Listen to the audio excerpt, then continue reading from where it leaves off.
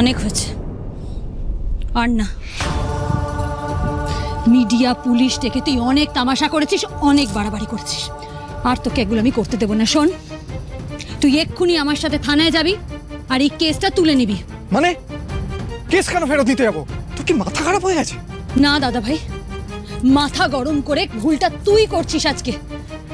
ঠিক যেভাবে আমি মাথা গরম করে ভুল করেছি, ঠিক ঠিক একই ভুল তুই আবার করছিস।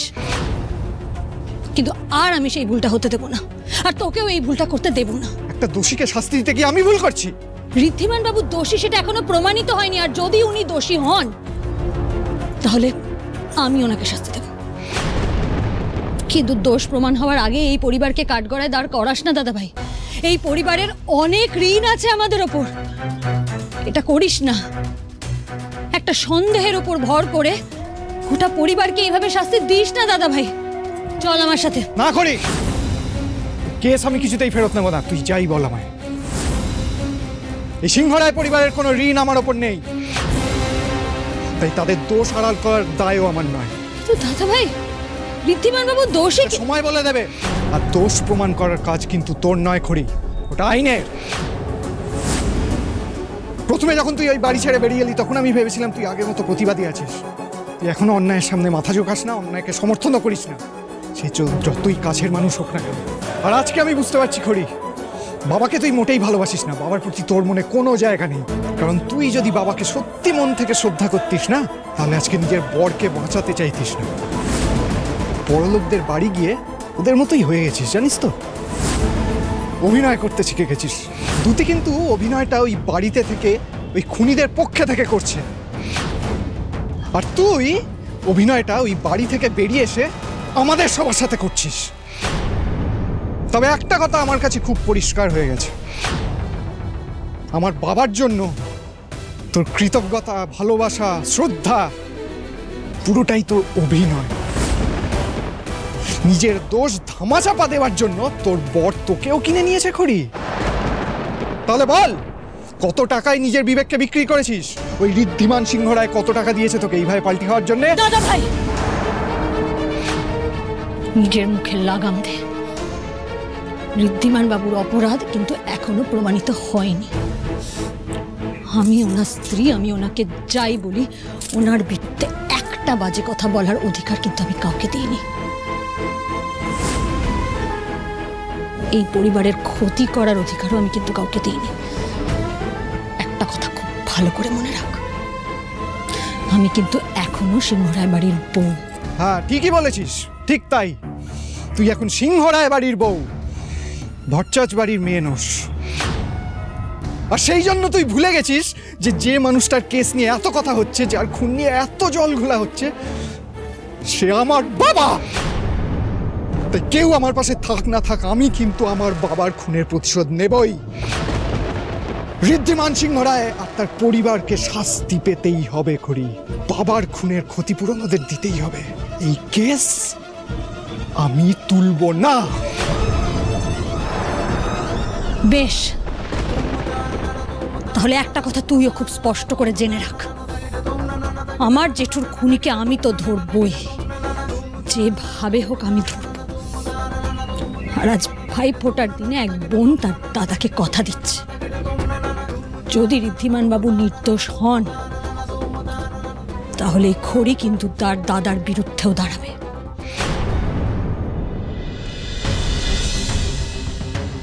মিস্টার ঋদ্ধিমান সিংহ রায়ের এগেইনস্টে কমপ্লেন করেছেন খড়ি ভট্টাচার্য।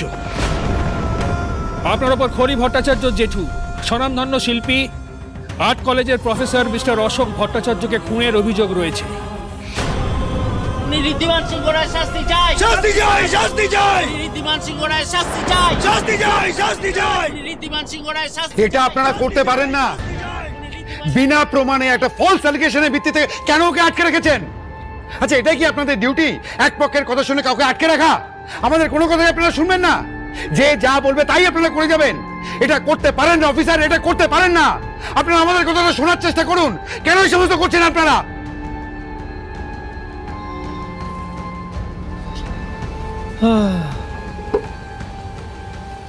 ঋদ্ধি,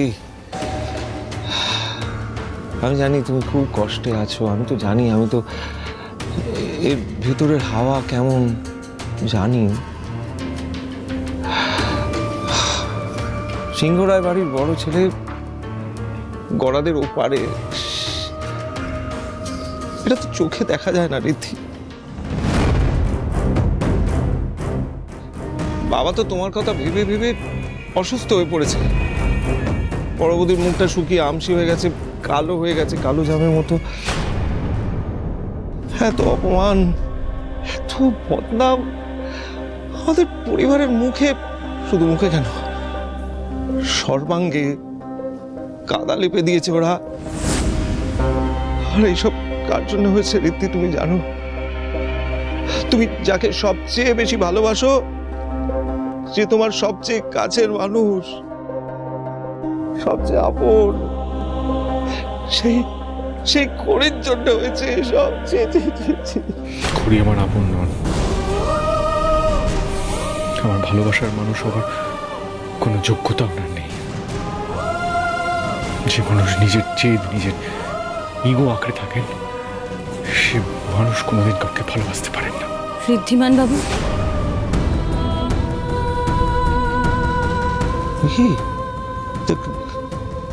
ও এখানে কেন? ঋদ্ধি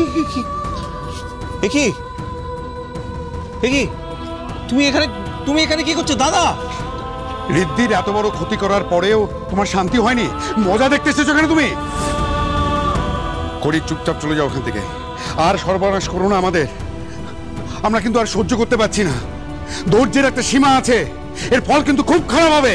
আমি চলে যাব, তার আগে আমি ঋদ্ধিমান বাবুর সাথে একটু কথা বলতে চাই। মানে এটা কি তোমার মার বাড়ি নাকি? হ্যাঁ, ইয়ার কি হচ্ছে? তুমি ওকে লকআপের ভেতরে পাঠিয়েছো, তুমি ওর সঙ্গে কথা বলতে চাও? ইয়ার কি? হ্যাঁ, আমরা ঋদ্ধির আশেপাশে তোমাকে কোনোভাবেই এলাও করবো না। বেরিয়ে যাও বলছি এখান থেকে। কি হলো, কথা কানে যাচ্ছে না? বেরিয়ে যাও বলছি এখান থেকে। ওনাকে আসতে দিন। হ্যাঁ,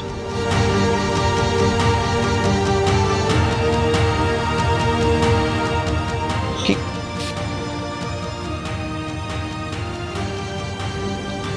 চলে গেল দাদা?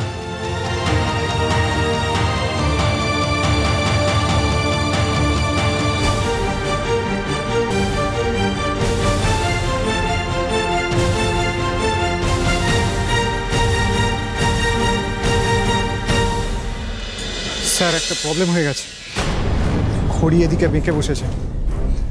আজকে সকালে ঋদ্ধিমানকে পুলিশে নিয়ে যাওয়ার সময়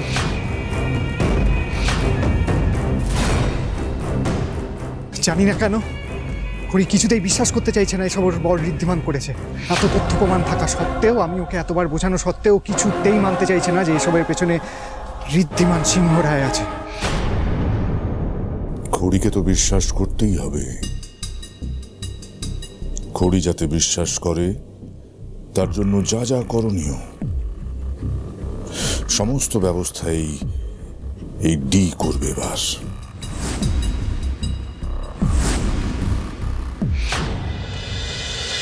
বলুন, কি বলবেন আপনি? বলুন। এতটা অপমানিত হওয়ার পরও আমি যদি এখনো কিছু বলার থাকে আপনার, তাহলে বলুন, আমি শুনবো। আমি জানি আপনি আমার উপর খুব রেগে আছেন, সেটাই স্বাভাবিক।